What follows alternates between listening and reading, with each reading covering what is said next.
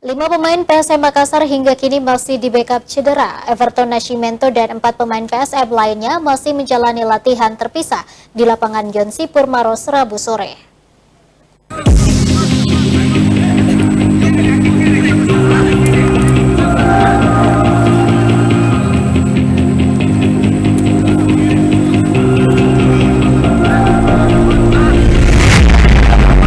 Skuad PSM Makassar menggelar latihan persiapan di lapangan Yonsi Purmaros Rabu sore.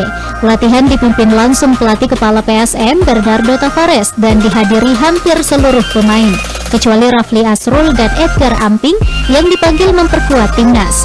Beberapa pemain PSM masih menjalani latihan terpisah karena cedera, di antaranya Kenzo Nambu, Everton Nascimento, Yance Sayuri, Safruddin Tahar, dan Muhammad Zaki.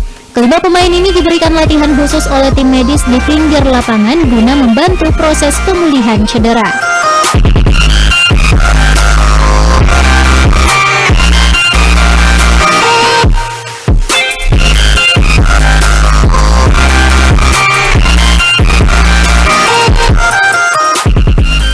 Latihan yang digelar PSM Makassar ini merupakan bagian persiapan jelang kick-off Liga 1 musim ini yang dijadwalkan berlangsung pada 23 atau 27 Juli 2022 mendatang.